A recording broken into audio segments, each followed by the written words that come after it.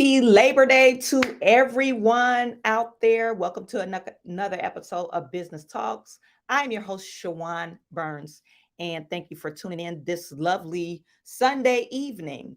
Today, we're going to get into it. I wanted to react to Vivek Ramaswamy. He was interviewed by, the race baiter, Al Sharpton, and he was questioned about his experience. And actually, Al Sharpton pulled up an old interview of Vivek Ramaswamy asking him back in, I guess this was in the late 90s. Vivek was able to question Al Sharpton about his experience and why people should elect him as president. This is when Al Sharpton was running for president. And Al Sharpton asked this same question of Vivek. Okay, so we're going to get into that today, and we got some other little minor things that I want to talk about. But first, on our today's show, we really want to look at that interview. So let me just pull that episode up. Hopefully, you can see my screen. Yeah, you can see it.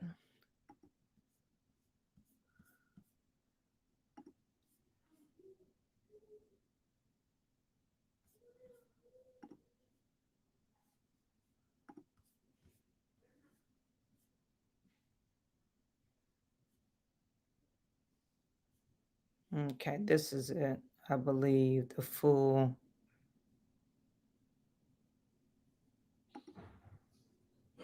Welcome back to Politics Nation.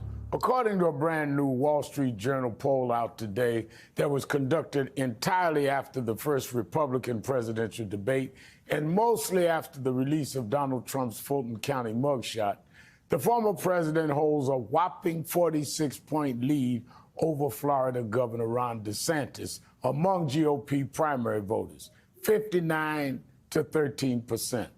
My next guest is also somewhere on that list, but with much less support, with 5%. Joining me now.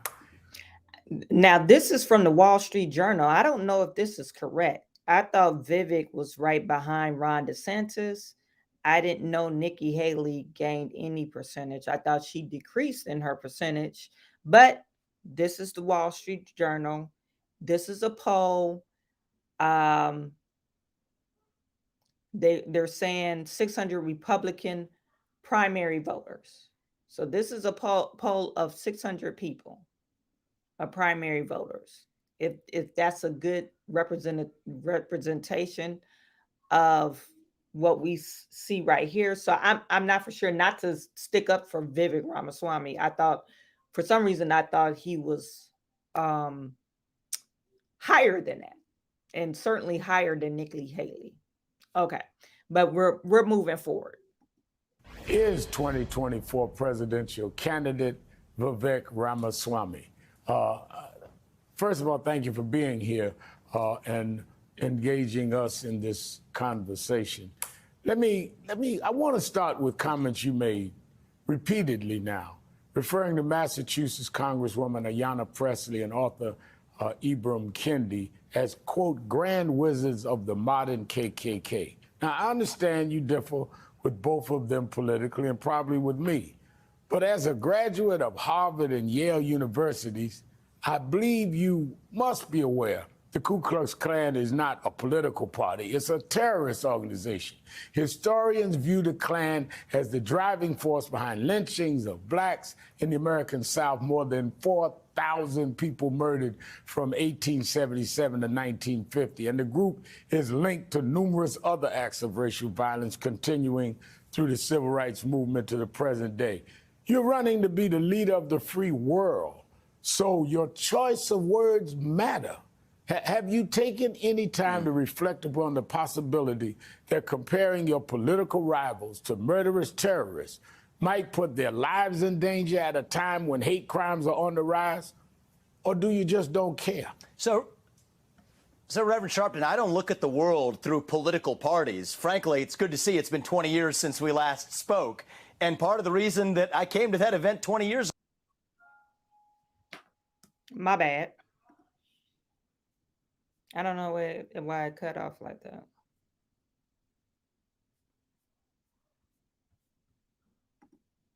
They're, comp-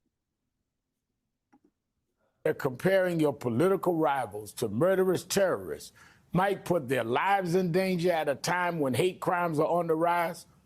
Or do you just don't care? So, Reverend Sharpton, I don't look at the world through political parties. Frankly, it's good to see it's been 20 years since we last spoke. And part of the reason that I came to that event 20 years ago with you is that you were a political outsider just like I am in my own party.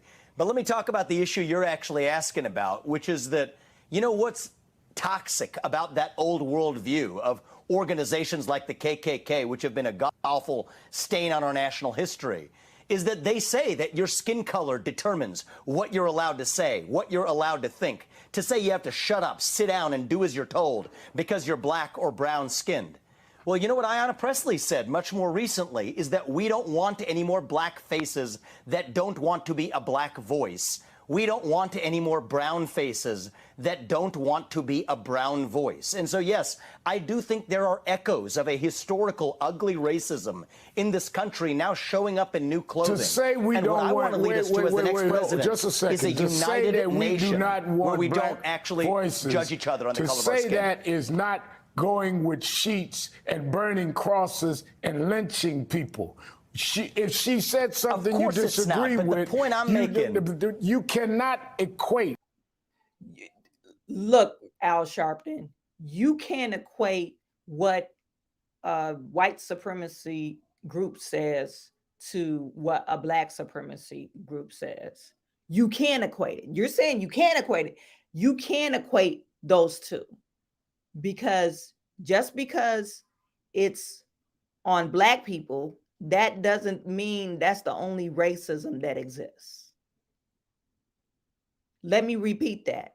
Just because a white person is saying racist thing towards a black person, that doesn't mean that's the only type of racism.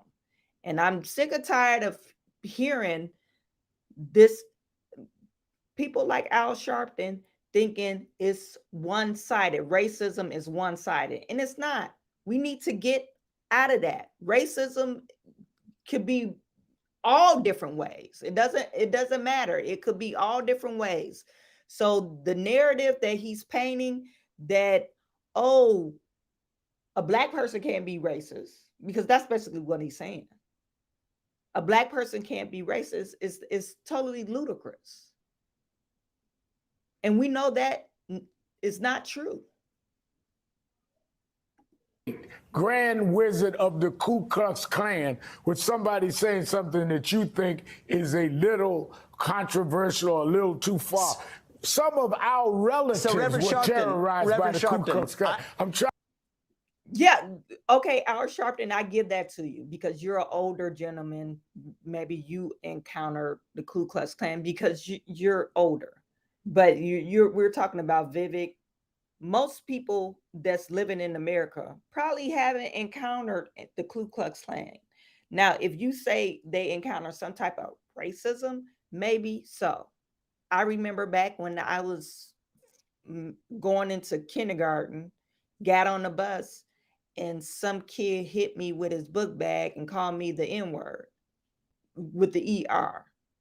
Because in Chicago, some places I was at a gifted and talented school, and some places we wasn't around. It wasn't, black people were not prevalent in those type of spaces. So yeah, I remember that very vividly. But do I hold this grudge against white people? No, because that little boy, he was taught that by his parents. That wasn't my only encounter of racism, though. Did I ever encounter somebody like the wearing sheets on their head? No. But I can remember very vividly another incident. We were on Lakeshore Drive at the beach, and one of the white kids said the N-word, but it was four of us, and four of us beat the guy up. And we were kids. So what are we saying here? You're the only one that probably encountered the Ku Klux Klan. That's if you ever had. I really sincerely doubt that he's ever encountered the Ku Klux Klan. But maybe I'm totally misreading. Somebody put in the chat. You today, living today, have you ever encountered the Ku Klux Klan? My dad traveled across the world. He's never encountered the Ku Klux Klan. And he's a world-renowned musician. He's never told me, oh, Chawanne, I couldn't go to certain places because I couldn't play in certain places. Maybe down south, because he's originally from Mississippi. Maybe down south they couldn't use certain bathrooms because he was born in the 40s. But it didn't stop him. He still traveled the world. So what are we saying here? My grandpa helped build the railroad. He retired from the railroad. So I'm just trying to see what are we saying here? You have your chance is more likely to get a crime is being committed on you by another Black person than the Ku Klux Klan. You already told us the numbers. He said 4,000 people between 1877 and 1950 died by the hands of the Ku Klux Klan. Only 4,000 people. How many people have died by the hands of another Black person? That narrative that they're trying to push is, I'm sorry to interrupt the video, but we need to stop that narrative. That's stopping us from moving forward. Trying to get you to Reverend understand Sharpton, I know the you're pain of intellectually honest. I know you're an intellectually honest guy, and so I will remind you that Hakeem Jeffries drew analogies between Donald Trump and the Ku Klux Klan, and I don't think you had him on pressing him in the same way. So we're drawing analogies here to make a point. He did not call Donald Trump the grand dragon of the KKK. He did not call Donald Trump an officer of the modern KKK. Let's not change what was said. So, Reverend Sharpton, though, I'm calling out a double standard and saying that certain people can use certain analogies to make a point. Well, I'm using an analogy to make a point. And the point I'm making is we should stop seeing each other on the basis of our skin color. It was god-awful when the KKK did it. But you know what? We have to learn a lesson in the present that we're creating more racial division in this country. But you when cannot you say if you have black skin, you can only think one thing. You cannot do it being insensitive to our feeling. That's like calling somebody of any kind of group that had a group that were terrorizing. So I agree with you. We need sensitivity. So I think we need to be very careful about that. And I wanted to raise that with you directly. Let me go to my next point. And I respect that you're willing to have an open conversation. That's what we need in this. Al Sharpton, it's not okay for someone to do it. And then I think it's totally disrespect when you say, okay, we know KKK is associated with some type of white people or white men. So you just randomly place this on, like he mentioned, Hakeem Jeffries, and the media period keeps on calling Trump a racist. Very highly offensive. Trump is not a racist. He might be a socialist or classist. I give you that. He might be a classist, but he's definitely not a racist. So you're saying that it's okay for you to associate a white person with the KKK, and when somebody reverse it and associate you with, you're doing the same thing and call you out. Hey, you're doing the same thing. You're having the same, or you exhibit the same characteristic as what the KKK have done. It's totally wrong just because you're a black person or a minority group. Literally make it that makes sense.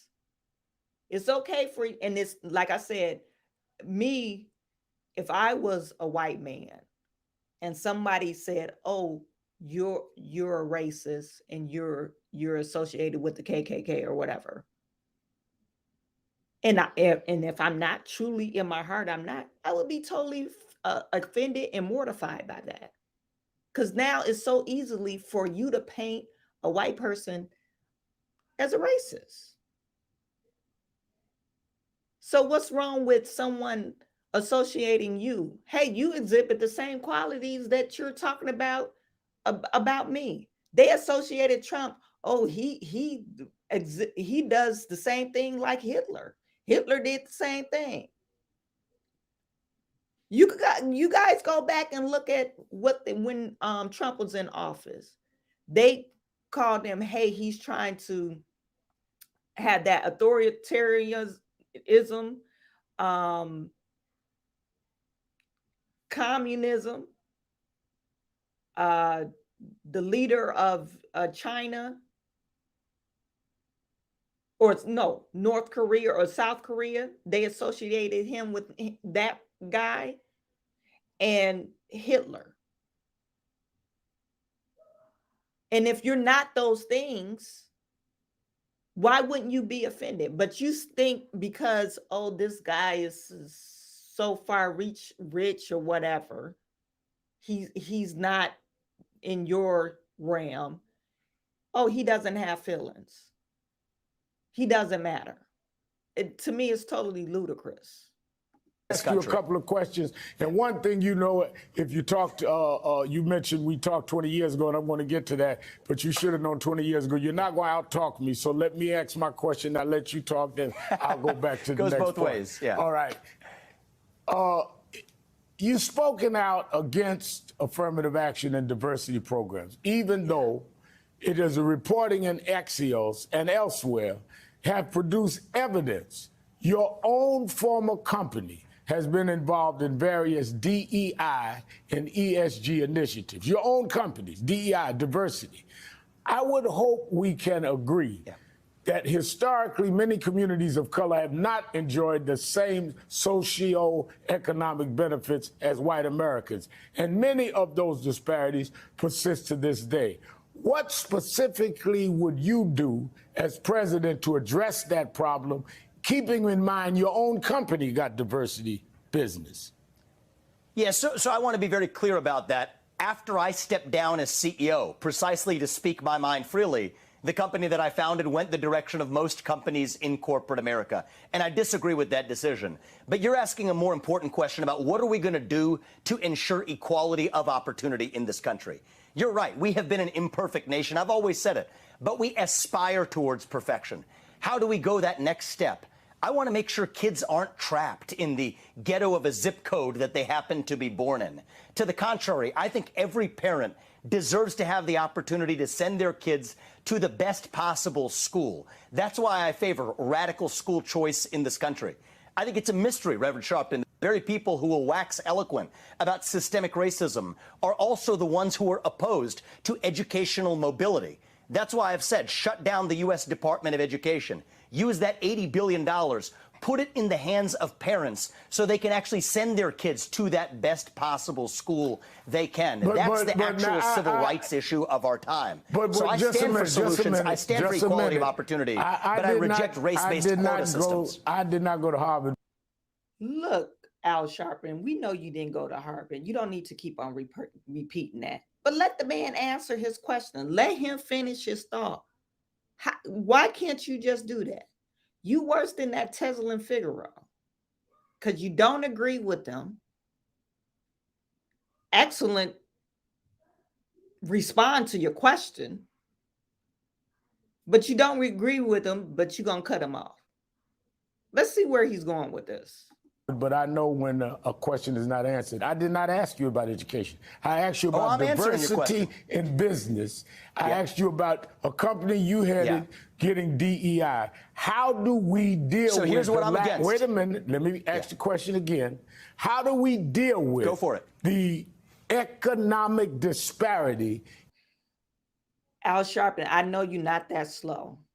Economic disparity happens when a child has no education. That's why we have the economic disparity gap in Black America. Black Americans study 4 hours a week. Your children, Black children. However, if you look at Asian Americans study like 42, 46 hours a week. This is beyond school. And you know where they're at? Their economics are at? They're at the top. Your white counterparts, they study 24 to, I think it was 24 to 26 hours a week. That's why they have more economic wealth. This will solve your problem. Education. That's one of the things that will solve your problem. And stop having a bunch of illegitimate children.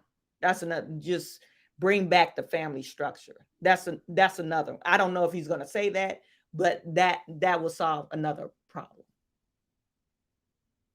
That would close the wealth gap. Joe Biden economics produced 169,000 jobs this last quarter or whatever.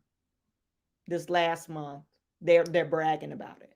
We got 169,000 jobs open every month since Biden's been in office. All these jobs open. Unemployment rate is on the rise. You know, the unemployment rate increase is almost at 4%. You know why that is? Because we have jobs that people can't fill because we lack the education to fill the jobs. These computer jobs, IT jobs, we lack the education. That's why they don't let, you know, if you're close to retiring and you're like an engineer, they'll let you retire, but they'll hire you on as a consultant because they don't have any people to fill these jobs. You want to close the economic wealth gap? Education is the key. Make your kids study, make them read. In businesses. And stop having illegitimate children. These are facts. Don't have illegitimate children. Don't get in trouble with the law. Invest in your education. You'll be 10 times, 20 times richer than a person that didn't do that. Of color and people of color in the economic arena. You ran the school choice, good duck, but wrong show. Deal with the economic. You're a businessman. It's actually related. You know, I know you're smarter than this to know that education leads to economic prosperity. So there's no Band-Aid fix. But after you're educated, we have educated people that can't get contracts. We have educated people that have no problem with being educated that can't get contracts. How do you? You're wrong. He's telling a false narrative. If you are a business owner and you apply for minority business owned certification, you get points off. Like, say for instance, your bid is 20,000. Everybody come in, bigger companies come in at 15,000. They look to see if you got a certification.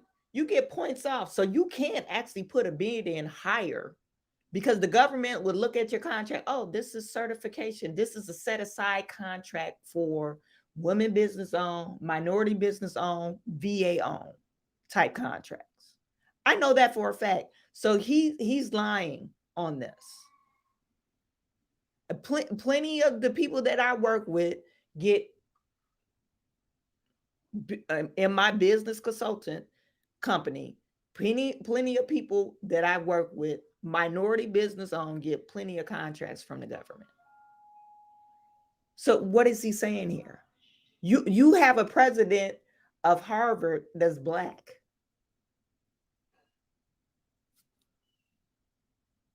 Harvard University, the most prestigious school in the nation. So what are we saying here? You're saying that Black people can't get contracts, get jobs, start their own business? No, we can. But those are not the people that's in question. It's the 95 other percent of people, or maybe we could say 60% of the functional illiterate that's Black, that can't move forward because of the lack of education. I mean, let's call a spade a spade. You deal with the inequality in how they do business in this country, how they get jobs. That's where the DEI programs come from.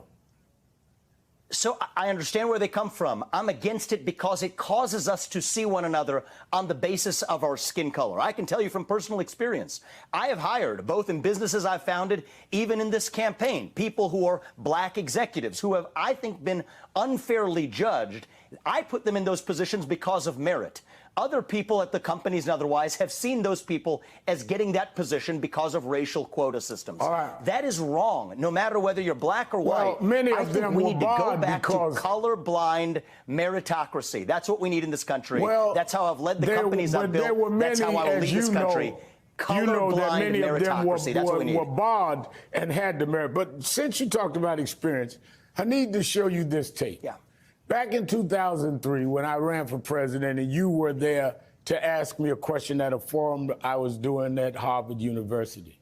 So 20 years later, now my turn to ask. Yeah. Let me first play you the tape of you and I 20 years ago. Yeah. Good. Let's get to my question here. Go ahead. Reverend Sharpton, hello. I'm Vivek, and I want to ask you, last week on the show we had Senator Kerry, and this week and the week before we had Senator Edwards. And my question for you is, of all the Democratic candidates out there, why should I vote for the one with the least political experience? Well, you shouldn't, because I have the most political experience.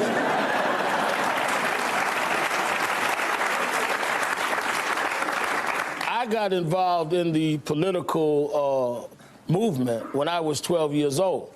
And I've been involved in social policy for the last 30 years. So don't confuse people that have a job with political experience. So 20 years later, now my turn to ask you, of all the Republican candidates out there, why should someone vote for you, the one with the least political experience? And I might add, you've never held office. You've only voted twice. That's correct. In the last few elections. You don't even vote regularly. Yes. And you support Donald Trump, who never held office until he was president.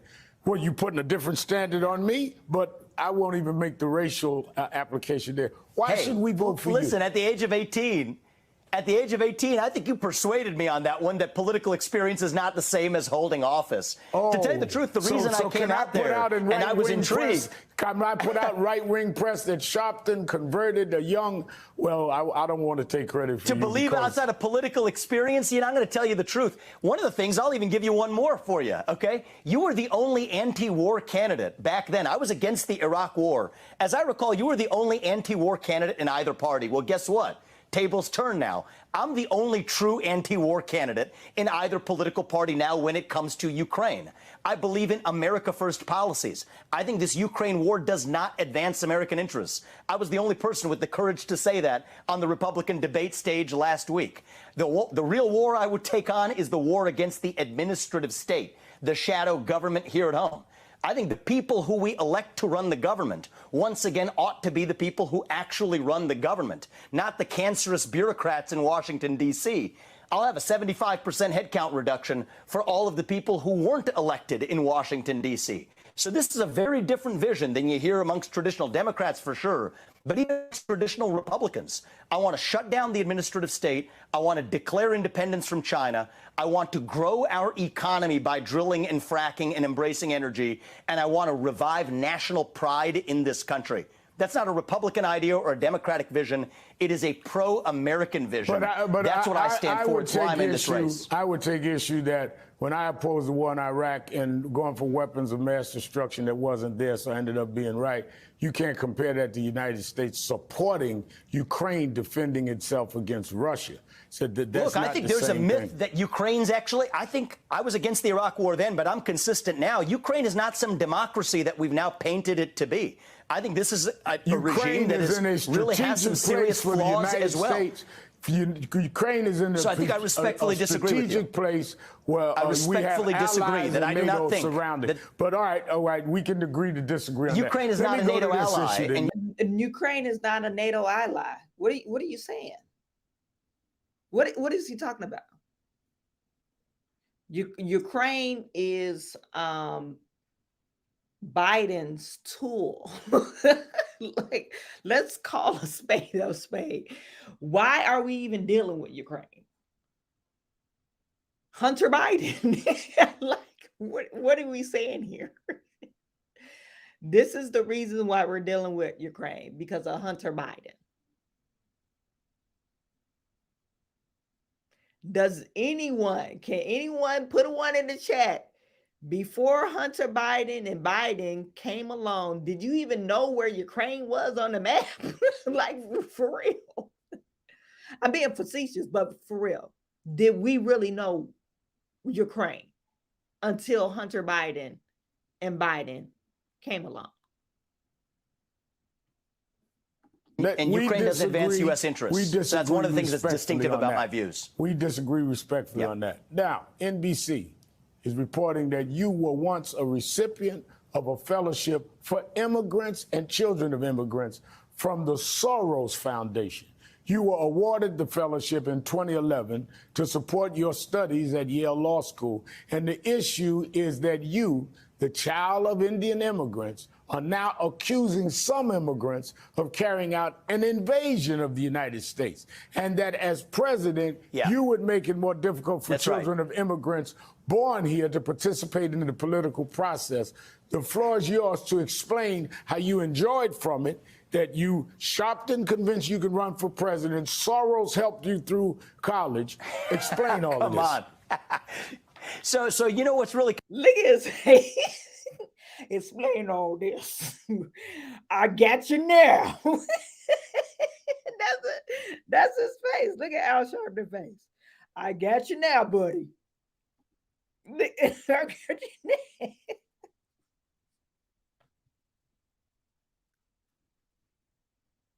Kind of funny about this, that you draw a distinction between legal and illegal immigrants like it doesn't exist. And I think that's a major problem in this country. Legal and illegal is a big difference. You're not just coming over here at will and you just invading the United States. It's a big difference. I think that we need to use our own military to secure our own southern border. Not an armed invasion across somebody else's random border, but across our own border right here in the United States of America. I stand for that. I believe in the rule of law. My parents came to this country legally, through the front door, followed the rules, paid their taxes, raised 2 kids. Both of us went on to found companies that helped thousands of Americans. But that also means that your first act of entering this country cannot break the law. That's part of what it means to be an American. We believe in the rule of law. So yes, I want to end funding for sanctuary cities, end foreign aid to Mexico and other countries. You have no problem illegal immigration, with helping, I am a hardliner on. Absolutely. You have no problem with helping those immigrants that come here and follow the law and become citizens. I want to help every legal citizen of this country. That's what America First means, putting every American first. And you see how I run this campaign? It's very different. I've gone to the south side of Chicago, to Kensington, in the middle of Philadelphia. Right. I haven't called Zelensky, but I have called people in West Maui. America First means every American. All right, let me but ask that you means this. you have to come to this country this. legally, not illegally. Let me ask you this. You say we run the country with a nation of laws and that we ought to follow the laws. Then how can you and your colleagues stand on a debate stage and say that you would endorse and support for president a man if he was convicted of breaking the law and a felony in Donald Trump? How can you say, I will put a convict back in the White House, and you say that I'm the way our supporting Constitution the law? and laws of this country work? First of all, I'm running to be the next president, and I expect to be the next president because I want to reunite this country in a way that we badly need. But I have made a pledge to be on that debate stage, and I intend to keep it, because I think the way we do things in the United States of America is that the people of this country get to decide who governs, not the administrative police state. So for better or worse, if it's a guy I disagree with or a guy I agree with, in this case, Donald Trump, I do agree with most of his policies. But the question either posed way, to you all you got to follow the Constitution. You have to follow the Constitution. Of a crime. If the Constitution is clear. So the if he's Constitution does not eliminate you. Conduct, he's eliminated. Let me then put it to you this way. The Constitution governs. I believe in the Constitution, and the Constitution says we have a process for picking presidents in this country. I think we should follow it. I expect to follow it. I expect to be the next president. But even if it's not me, I will support anyone who follows that process. If you became president, would you pardon Donald Trump for any of the crimes that he's been indicted for, or if he's convicted? Yes, I will. I'm going to answer that. Yes, I will, because it's a bunch of BS. The crimes that you're bringing up towards Donald Trump is a bunch of BS. I don't know what he's going to say, but I think he's going to say yes.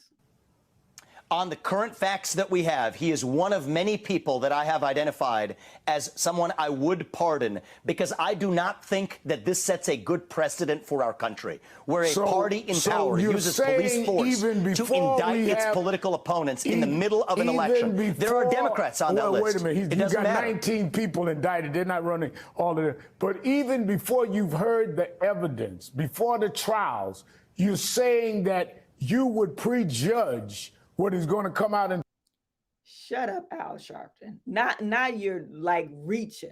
You're reaching. You trying to get that aha moment. He said yes, based off what he sees now, he will pardon. I don't, even if he's convicted, okay, I don't need to see the evidence. He was convicted. I will pardon him because it's not good for the country. That's what he's saying. So why are you reaching for this aha moment?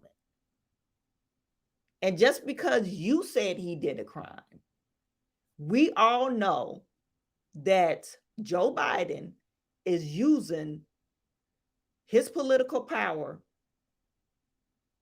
to prosecute or persecute Donald Trump. We all know that. Let's say the Democrats. The Democrats are using their political power to persecute Donald Trump.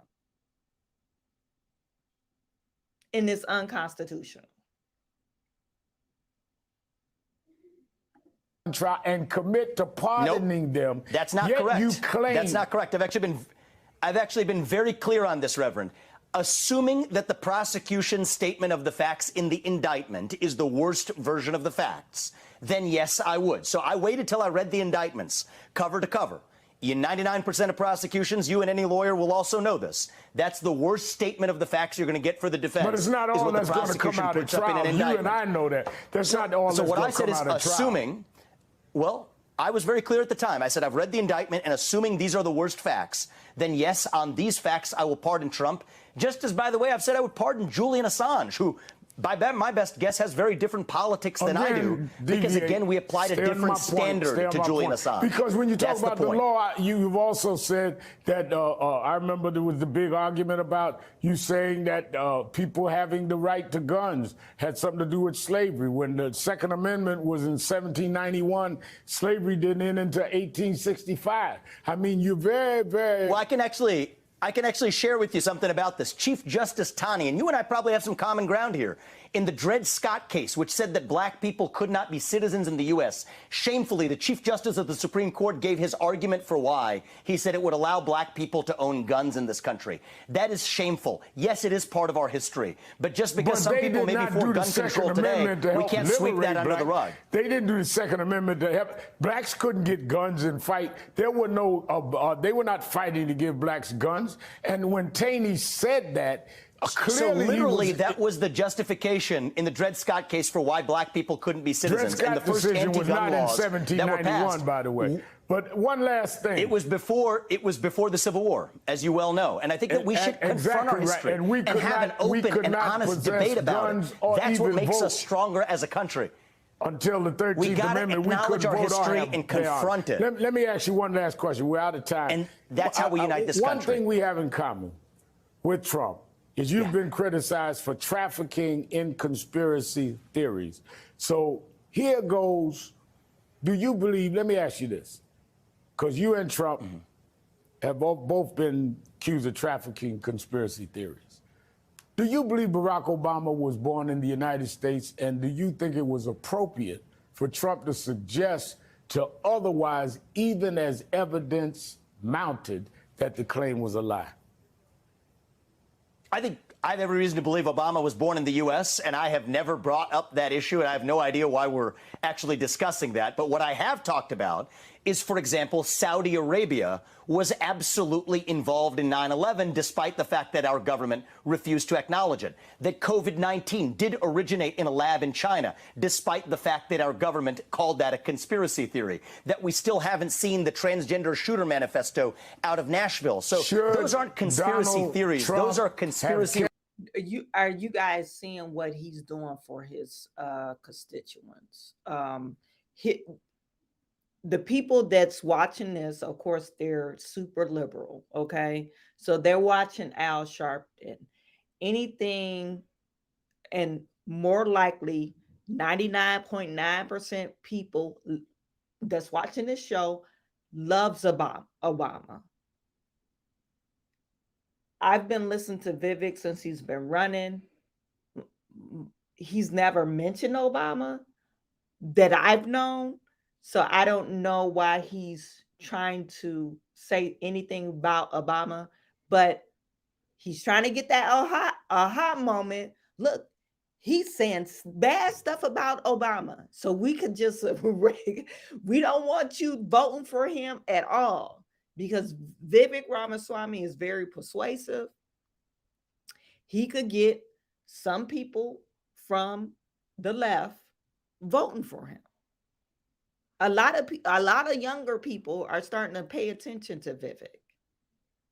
So that's why he's bringing up Obama, because Obama is like the golden child of the United States, even though he hasn't did anything for Black people, even though he was the American president. Let's say he was the president for everybody. But has he really enacted any laws that benefited any Black people? No, he hasn't.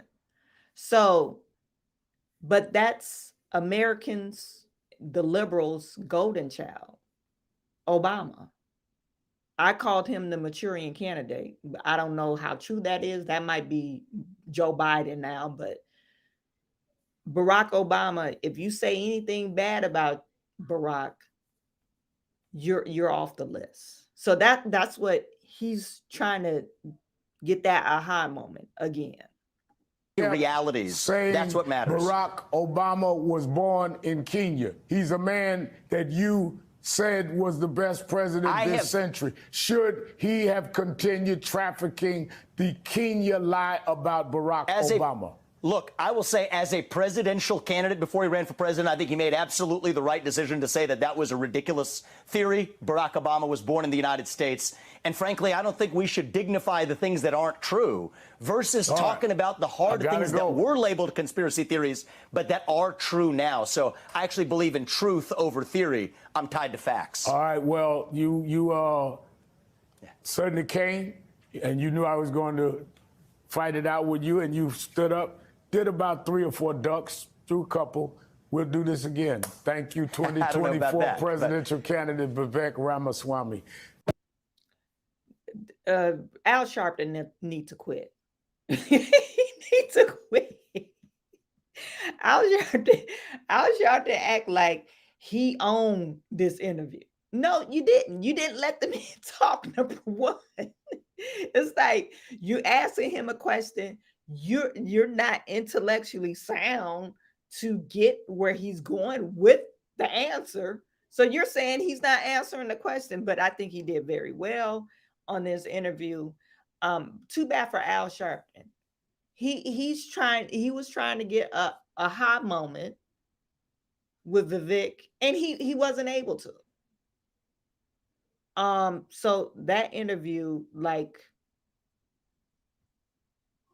it wasn't as frustrating as when Vivek was on the Breakfast Club. But Al Sharpton, he is a race baiter. So we know what his game plan is. So it wasn't surprising. Now, let's get to, let me go back to my Twitter account.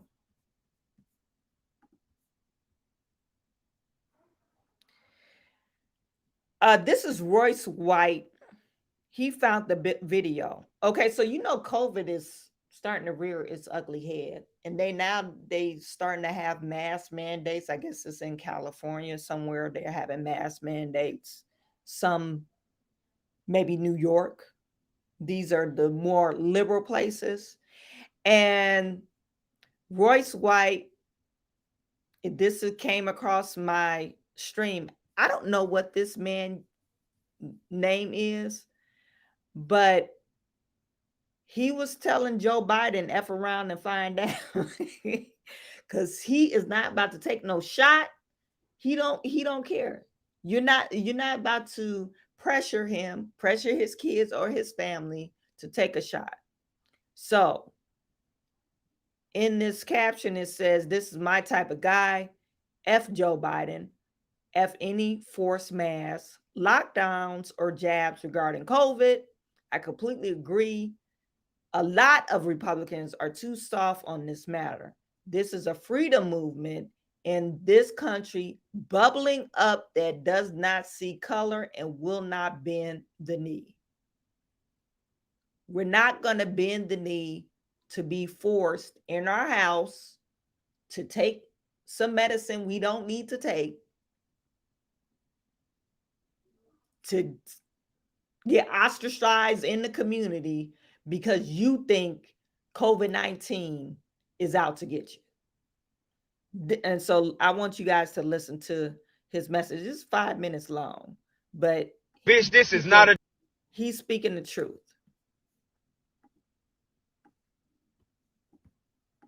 Oh no, I got more shit to say. Boy, I just watched a video of Joe Biden literally saying, they need to come up with a new vaccine, and they need to come up with a way that people have to take it no matter what. I'm going to explain something very fucking clear to you.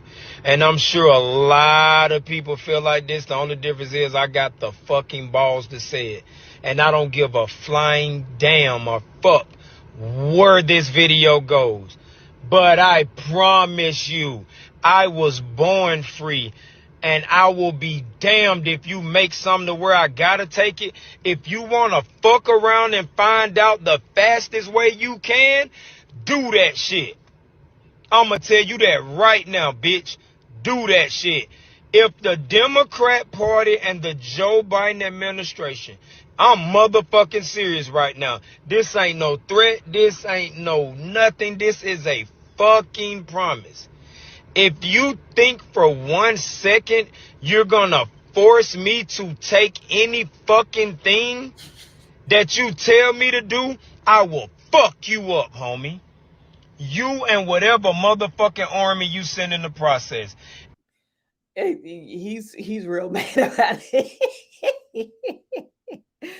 He's real mad. So he's telling to F around and find out. It'll be a cold day in hell where I be told what to do. Bitch, this is not a dictatorship. Yep. This is not nothing. And you motherfuckers that follow this shit, don't fucking run up on me. I promise you, don't fucking run up on me. Because this ain't a motherfucking dictatorship. If you want to take the vaccine, do what the fuck you want to do. If 1 million other people want to take this shit you come out with, do what the fuck you want to do. But I know for a fact in this great country in United States of America, you can't fucking make me take nothing. And all y'all punk ass Republicans sitting around just doing all this talking, I don't want to hear no more talking for no more Republicans. I don't want to hear no more motherfucking talking for none of these Republican candidates. Because if you're a Republican candidate right now and you stand on a platform and you not got your ass out here trying to stop these people from what they doing, fuck you, and I mean that. I lose a lot of people. I don't give a fuck. I don't do this shit for the likes. But facts over feelings, and facts is facts, and the truth is the truth. All these fucking Republicans, we got up talking all this shit and voicing all these opinions on Fox and on the news and on the Twitter. Fuck that. You in a position where you can stop these folk. Y'all better stop them folk. Cause one thing about it is 85 million more motherfucking people like me that'll move your ass out they way for trying to step on my toes. So I promise you I want you to do this shit. I want you to think you gonna make me take some shit, Joe. Now, see, other lines you crossed, I ain't say shit, but this the line you crossing. Bitch, make me. I'm waiting on the day that you think you gonna make me take some shit that ain't got nothing to do with me. And I stitched that shit. Go watch the video, go get the clip. But if y'all motherfuckers think y'all bold, the government, whoever the fuck you are behind this, if you so motherfucking bold and you think you gonna make me take something, do it, bro. Try that shit. Let me interrupt. This is why we had the Second Amendment right, or the Second Amendment is not to protect yourself from, Joe Schmo across the street or robbers or anything. It's to protect you from government tyranny. That's why you have the right to bear arms, because government tyranny. And this is what he's saying. I so want y'all to try that shit. If I ain't never asked for anything in the world, if you really feel like we gonna get to the point, you really think you finna cause another pandemic, and you think you gonna force me to do something, but try that shit. That's all I got to say. Everybody else, y'all can do all that bluff shit. Y'all can do all that mean up shit. I ain't mean the motherfucking thing. The only thing I'm waiting to meet is the day that you motherfuckers think you gonna force me to do anything. Because at the end of the day, these motherfucking people billionaires, bruh. A lot of these people got so much money, they can survive 2 months or close to a year without making no motherfucking sales. Without making no sales. But I promise you, homie, try that shit. And that's all I got to say to the motherfucking Democrat. That's all I got to say to anybody who support this shit. Try that shit. Try to think you gonna make me take some shit and I'ma roll over. Boy, fuck you. I was born free, I'ma live free, and I'ma die free, and so is my kids. And if I gotta stand on solid rock like founding fathers had to do before, then that's what it is, cause enough is a fucking enough. I'm done, yo. Fuck Joe Biden, fuck the Democrats, and fuck any politician that don't fucking do anything to help us. Fuck you.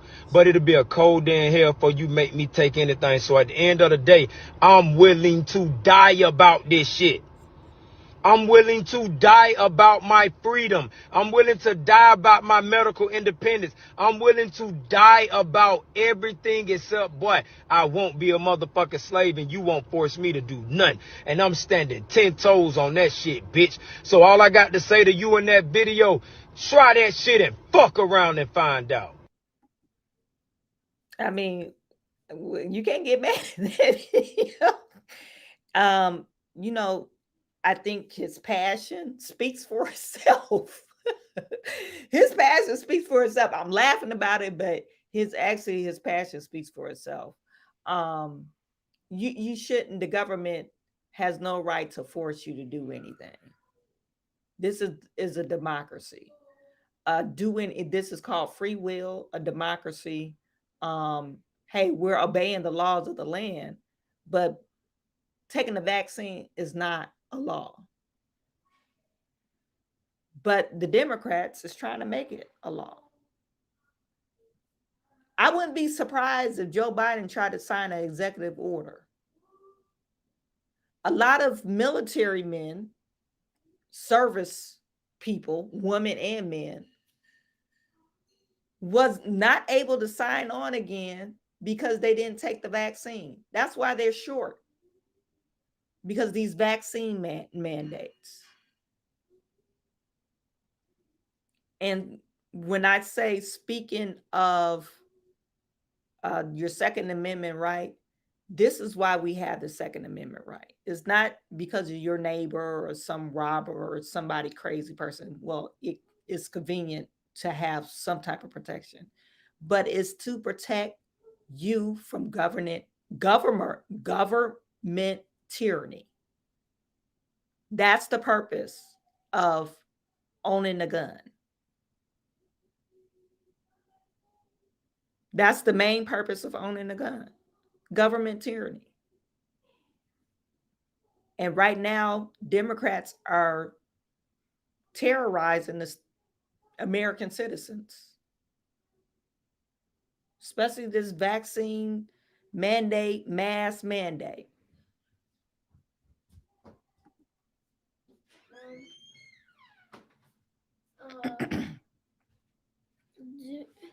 I need you to get out the camera. Yeah. Can we take a break of washing dishes and ironing? Chase, how many dishes is it? It's only two, your dish and Chase Cannon's dish. So you got to wash your own dish. Okay, let me share this with you.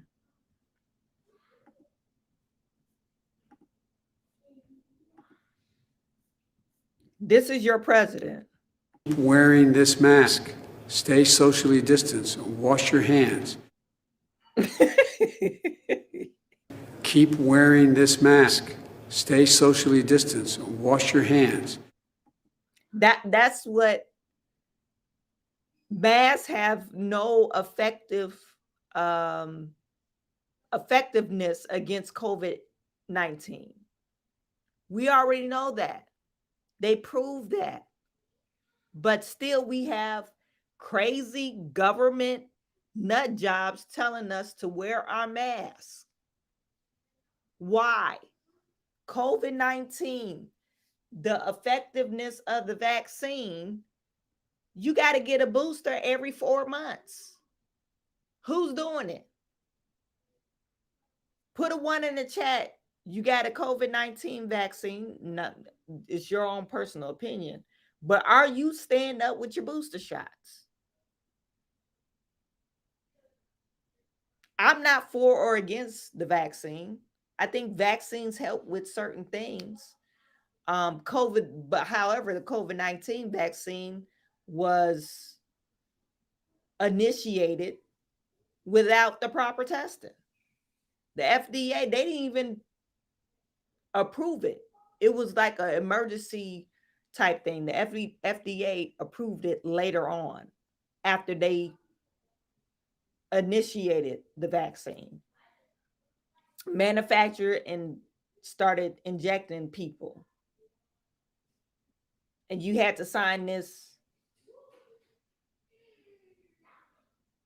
a form saying, hey, you won't sue nobody. You won't sue Pfizer or Moderna if you have any adverse effects, because they didn't test it. It was a rush job. It was what they call emergency. But now they got this new vaccine that provides the same amount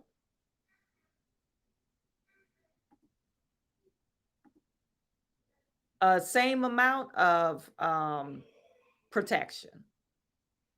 So like I said, put a 1 in the chat. Put a 1 in the chat. Are you up to date with your COVID vaccination boosters? Are you up to date with it? I just, acquiring minds want to know.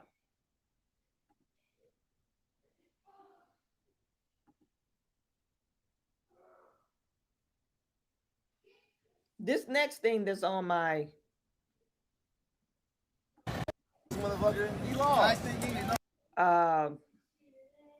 list, it says an unhinged Biden voter, mask wearer, spits on Trump supporter and then immediately hits a light pole. This guy was so mad that he jumped the curve. He saw this Trump support signs for 2024. He spits on the guy, or tried to spit on the guy. He actually spit on the sign. And instead of driving straight on the street, he ends up hitting the light pole because of karma. Cannon and Chase. Because of karma. I need you to stop talking so loud and close my door, please. You lost, stupid asshole. Let me play it back. You lost. You lost, stupid asshole. That's what you get, bro. All that hate. All that hate. All that hate. All that hate. All that hate. Look what it gives you. That is a lot of hate. A lot of hate because you saw somebody supporting whoever political favorite person, and you don't like that. You don't like Trump, so you want to spit on somebody. And you end up crashing your car. Look at his car. All that hate. It's unfortunate that it happened, but Man, that is. Oh, and now you got the cops here. oh man. Yeah, he spit on the guy. I know, he stepped on it. Right. You know, I was the one paying attention. You know what I mean? Tell me you got all that. I did. You did? I did. Can you send it to him and then he crashes it? I got you. Can you send it to me? Okay. Thank you very much.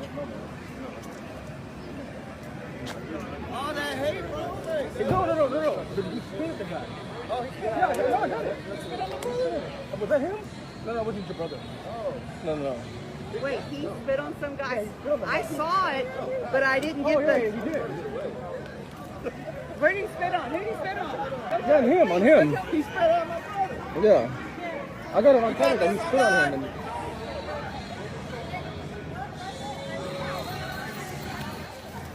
So you got that? yes, I'm still recording. The bad mouth and the spit, and then the crash.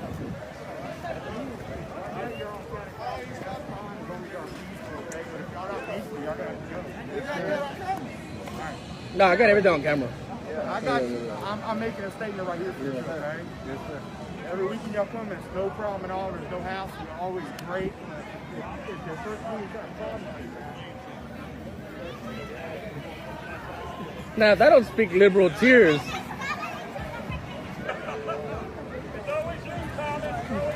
He Good, Lon. tried to drive off.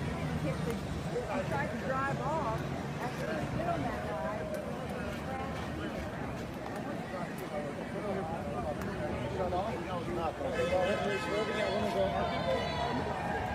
I do.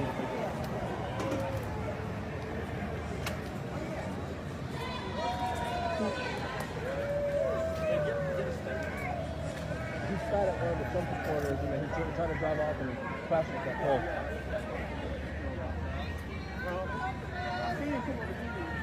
Thank you for helping us.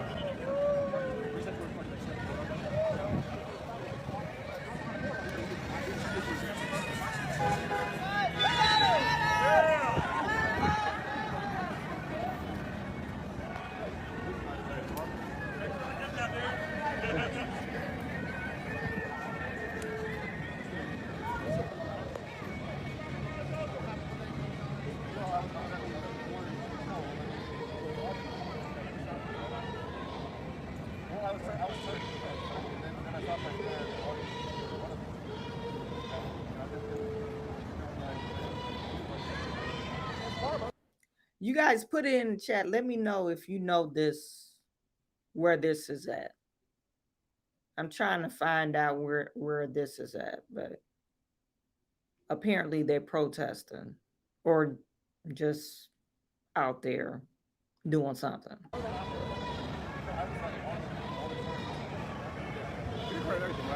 Yeah, I got everything. That's my brother, man. Did you get the whole thing on video? Can you send it to me? I got it. Karma.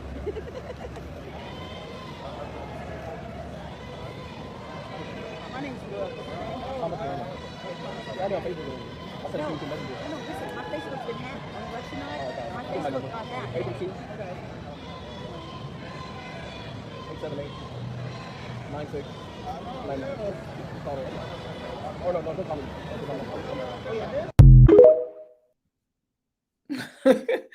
So yeah, he hit a pole like an idiot because you're so mad. You're so mad. Somebody told me to play a replay on slow mo. Let me see if it'll do it. Motherfucker, he lost. Last thing he did, no, he didn't. He lost. Stupid asshole.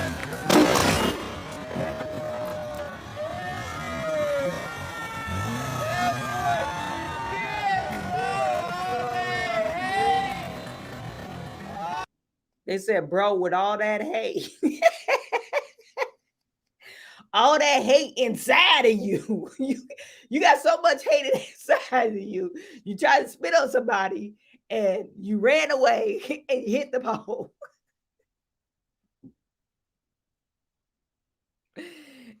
Anyway, you got so much hate. Oh. So we're going to go to our next story.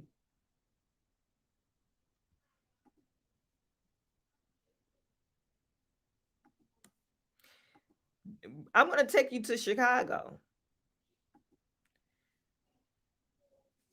Teens was actually charged with a felony. They actually caught up with these criminals.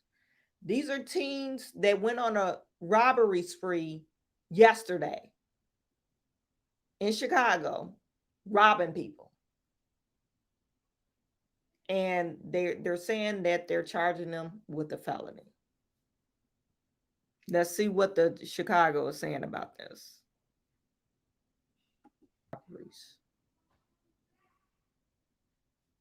And then your mayor don't want to demonize these kids. But I thought you got these kids the jobs. Mayor Brandon Johnson. Shouldn't they be working? We need to realize some of these kids are not here for the jobs. They're not trying to get a job making, what's the minimum wage? $7 an hour or $8 an hour. Maybe they're paying them $10 an hour, a little bit more. No, these kids, they're used to fast money. They want a fast life. So they want to do the crime to rob people. It's easier. Maybe they get caught, maybe they won't. So are we demonizing these kids or no? We just leaving these kids alone. These kids, we're not demonizing these. And they robbed 7 people.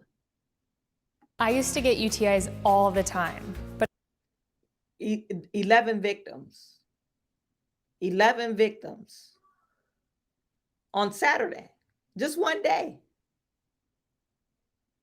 And they probably call that fun. That's just like a normal Saturday to them. They probably do that all the time. Now they messing with the folks on the side of Chicago where predominantly white neighborhood.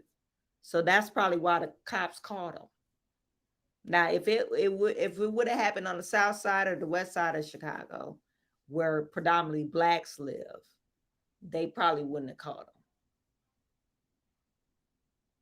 Because they don't care about the crime against black people.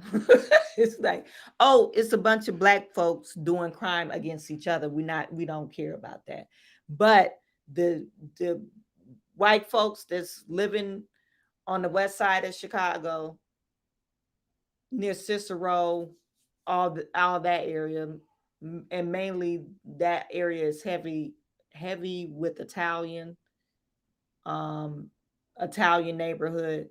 Yeah, they're concerned about those people. They actually they're really concerned about those citizens.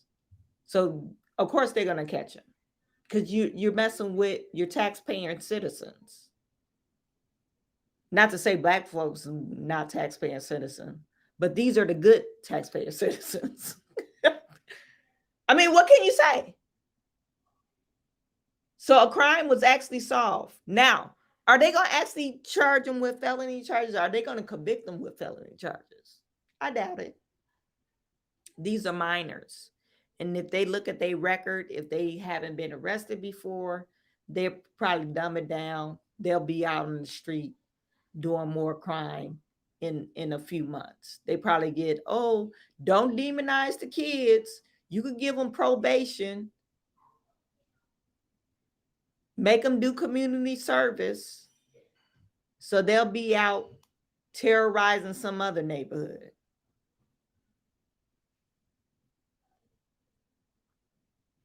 The boys are 15, 16, and 17. They were arrested around 3:20 p.m. in the South Loop.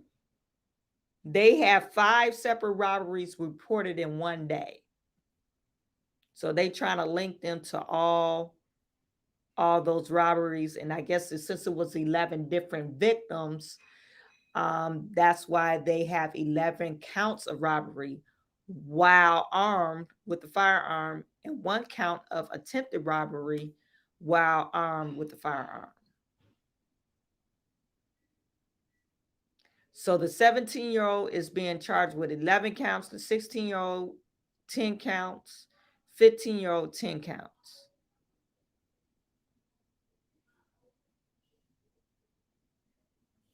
And that's what they're saying. It's sad that you can't even move your stuff in Chicago because you're going to get it stolen. You'll get it stolen by a bunch of badass kids.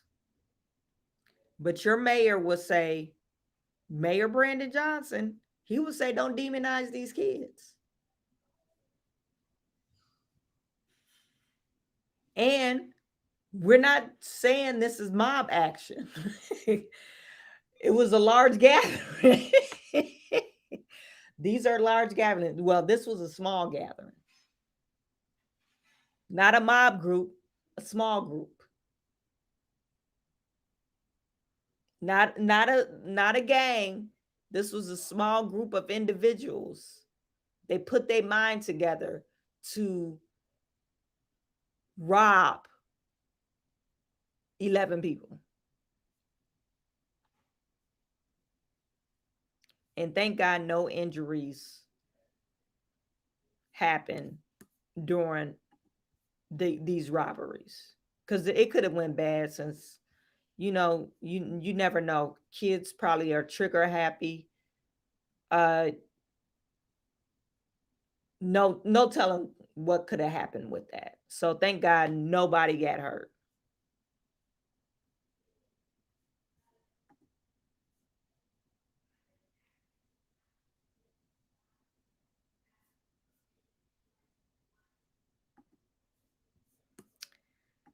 I got one more story to talk about, you guys, before we head off.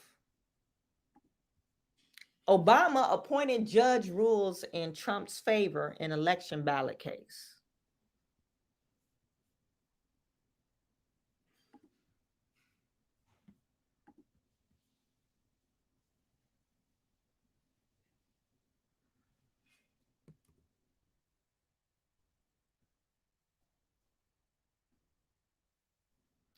It says,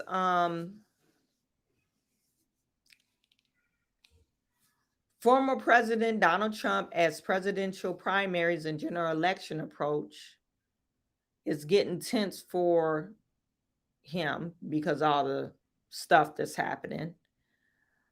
It says, but a federal judge appointed by Barack Obama. Why is this thing coming up?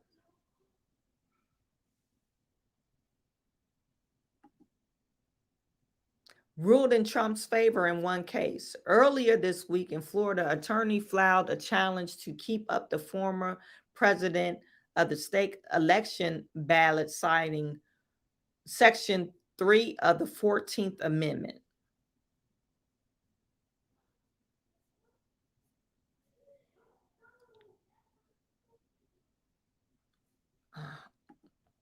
This thing got a lot of crap on it. Let me see if I can.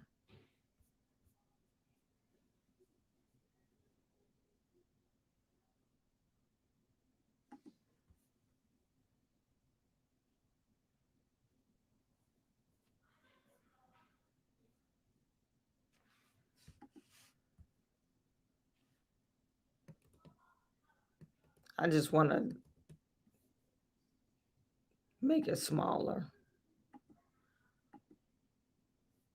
Okay, there we go. It says Palm Beach attorney Lawrence Kaplan filed the motion in federal court that the Palm Beach Post reported that they're saying Trump both engaged in an insurrection and also gave aid and comfort to other individuals who were engaging in such actions within the clear meaning of those terms as defined in Section 3 in the 14th Amendment. And the attorney said, assuming that the public record is date and accurate, we have no evidence to the contrary. Trump is no longer eligible to seek office of the President of the United States or any other state of the Union. And so they're trying to stop Trump from running because of, let's go back to the 14th Amendment, I think it is. Yeah, the 14th Amendment. It's basically saying any person who calls insurrection or uprising against known government, which is the United States government, actually disqualifies themselves for running for president. But it actually doesn't say any government official. It's basically saying Senate or House of Representatives. It doesn't use the word president, but it does use any individual that's sworn under the oath. So, but in that same sentence, it's like, okay, Senate or US representatives. So that's what they're saying. So they're saying that Trump disqualified himself. And it says Obama appointed federal judge Robin L. Rosenberg said that the tax attorney did not have standing to bring the case. Plaintiffs lack standing to challenge defendant qualification for seeking the presidency.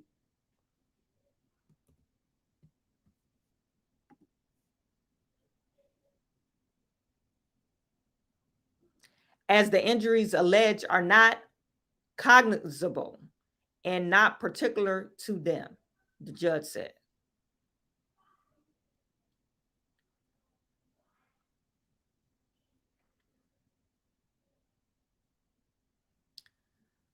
So this is not the only place that they're doing this.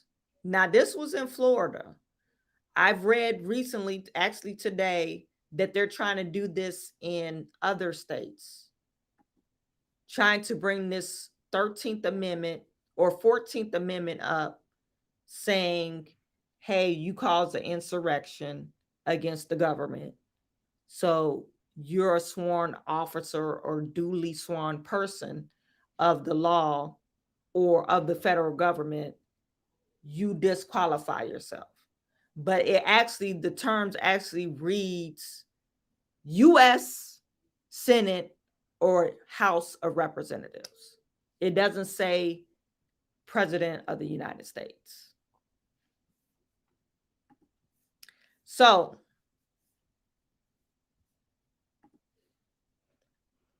it says Joe Biden, of course, the judge struck it down because they're saying it doesn't apply to him.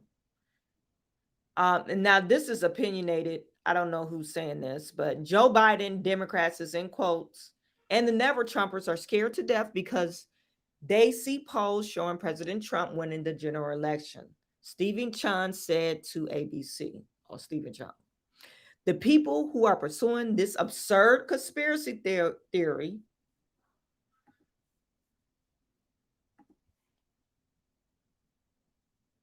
and political attack on President Trump are stretching the law beyond recognition, much like the political prosecutors in New York, Georgia, and DC. There is no legal basis for this effort. Meanwhile, several state secretaries, now this is what I've read prior, several state secretaries of the state are also having conversation which with each other about keeping the former president off the ballots. So they're saying during the general election, the Secretary of State is trying to take President Trump off the ballots. But is that constitutional? I don't think so. Meanwhile, several state secretaries are keeping off the ballots for both primary and general elections. And that's Michigan is trying to do that. What's her name? Secretary? I forget what the lady's name is. They're trying to do that here. I think it was Michigan, Georgia, Minnesota, somewhere. It's like 5 different states. Jocelyn Benson, that's her name. In an interview with ABC News, Michigan Secretary of State Jocelyn Benson, a Democrat, said that she and other secretaries from Pennsylvania, Georgia, Nevada, New Hampshire, and Maine started having a conversation over a year ago about preparing for legal challenges to Trump candidacy.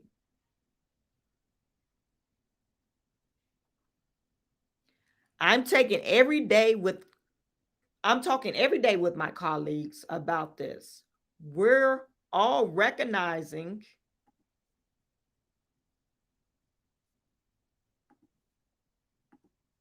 that our decisions that we make may in some cases be first, but won't be the last. And there will be multiple decision points throughout the course of the election cycle, she said. So I think the public needs to be prepared for this to be the ongoing issue. That is the several resolution points of evolution points throughout the cycle. I think this is not a wise decision. This is not a wise decision. You're talking about divisiveness in the uprising. This will cause an uprising. You're saying in several states, and all the states are not doing this. In several states, you're trying to do this. This is unconstitutional. You're going against the American people. And if you're your efforts is trying to keep Trump off the ballot, you need to stop, because all you're going to cause is an uprising. You think January the 6th was bad. And people have the right to voice their opinion about this.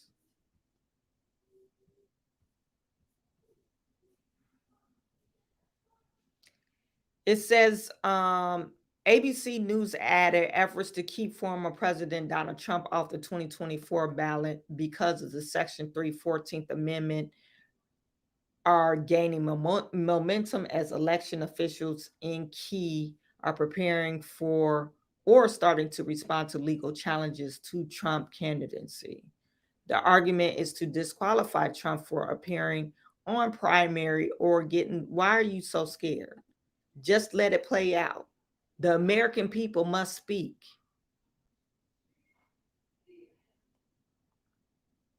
It says the argument to disqualify Trump from appearing on the primary or general election ballots in 2024 boils down to Section 3 of the U.S. Constitution, 14th Amendment, which states that elected official is not eligible to assume public office if the person engaged in insurrection or rebellion against the United States and had given aid or comfort to the enemies thereof, unless they are granted amnesty by 2/3 the vote of the Congress.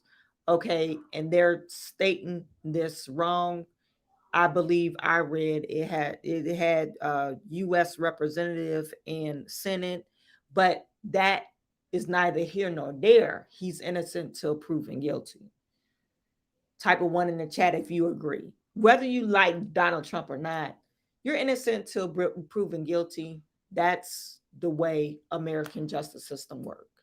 So you cannot keep him out the ballot, because by the time he go to trial, he's going to be on the ballot. And you can't stop that.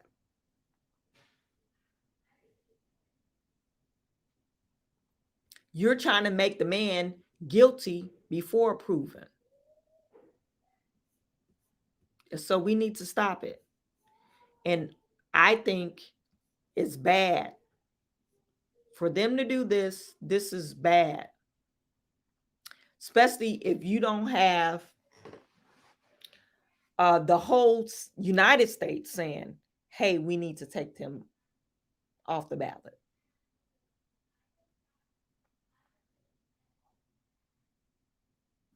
Let me know what you think in the chat. Okay.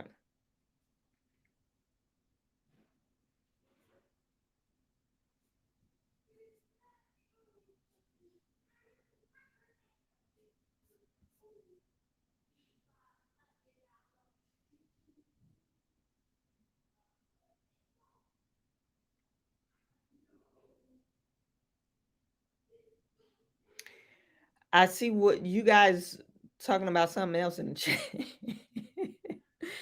Jim McQueen, I work 12 hours a day pulling milkweed and wildflowers out the gigantic field by hand, and I'm paid handsomely for it. You're just really another blur on some random chat with emotional issues. You guys are fighting in the chat. I do not subscribe to that. You guys are supposed to be getting along. We're talking about political stuff, even though that might be divisive. Make sure you guys like this stream, share this stream. I appreciate all you guys tuning in and typing comments in the chat. You know, I appreciate that. Rome typed the 1. So you agree. He Donald Trump is innocent until proven guilty. So them trying to get him off the ballot, it is, to me, is unconstitutional, and they need to stop. Like I said, if they thought January 6th was a mess, you're going to have a mess. People are going to feel slighted because they think their president is running for presidency again, and you're not going to have him on the ballot. That's a bunch of BS. Just let it play out. But why are you so scared that Trump will win? That's that, and you know, them doing this is why I think, okay, maybe it's not so far off with the election fraud. Yesterday we talked about election fraud. Hines, Mississippi, Democrats were committing fraud against each other on their general election. So we're saying this small Democrats doing it to each other. Why wouldn't they do it to another political party or their political opponent?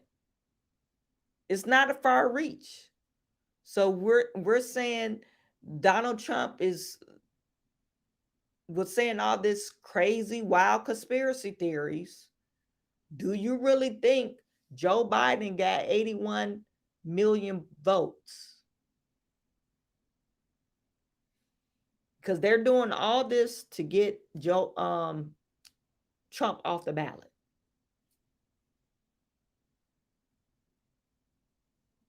And it doesn't even make any sense. This is a third world country at this point. Rigging the election. That's what they're trying to do, rig the election. For who to take over, I don't know. Because Joe Biden is not competent. And I hope they're not talking about, what's the lady's name in office right now? The vice president, Kamala Harris.